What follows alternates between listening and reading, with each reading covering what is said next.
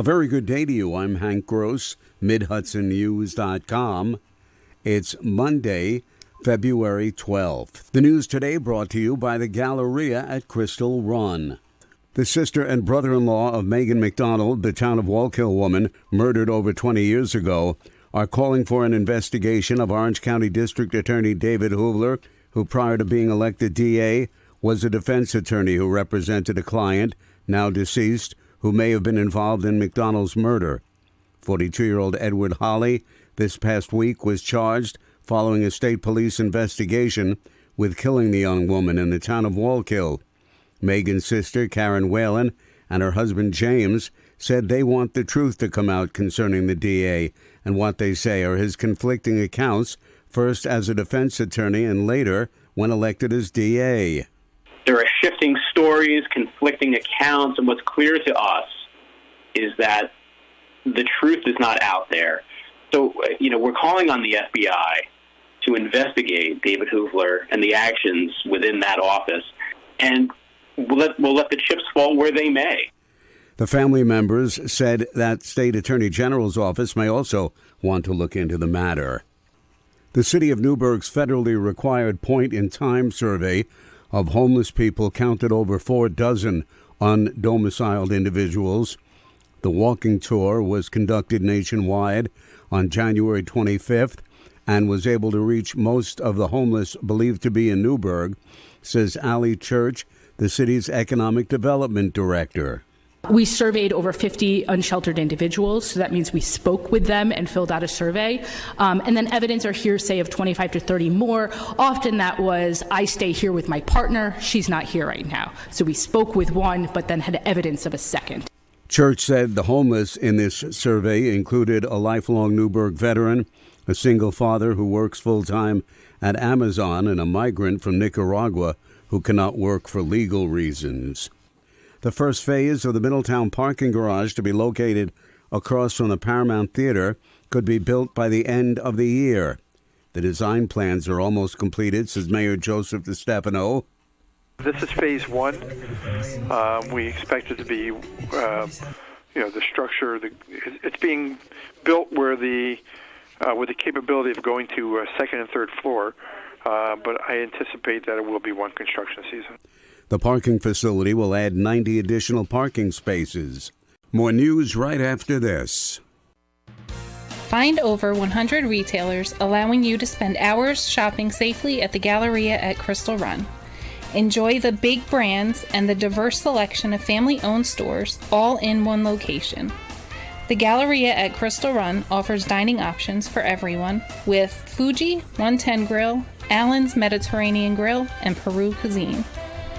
Discover the Mid-Hudson Valley's premier shopping, dining, and entertainment destination, the Galleria at Crystal Run.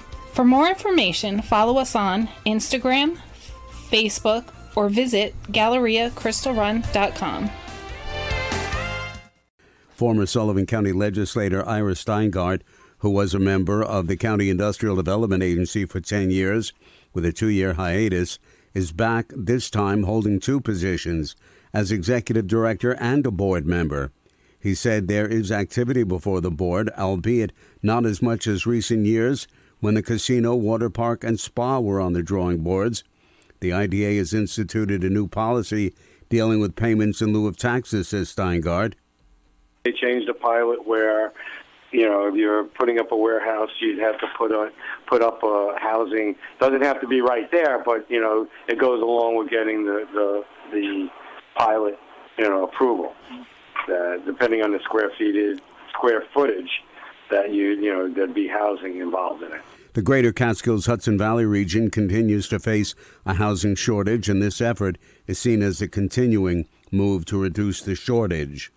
It's been 5 years since the ranks of the Sullivan County Sheriff's Office Road Patrol have been increased, and the president of the PBA is asking the county legislature to allow the hiring of more deputies. Union President Jack Harb says the road patrol is being decimated by the staff shortage. We have cars on the road that have more experience than 19 of our members. That's how bad it is. The county had imposed a hiring freeze from 2008 to 2012.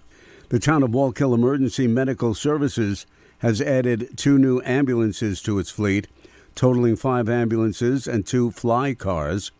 The service is fully staffed by career medics and EMTs. Executive Director Alexandria Wilshire says the new vehicles are paid for through medical billing and financing. When we purchased it, it was just over $200,000. We just quoted if we wanted to get a new one today, and it's above $350,000. In 2023, town of Wallkill Emergency Medical Services responded to over 5,900 calls for service. The Newburgh School Board plans to name 4 people to replace those who resigned from the board last week.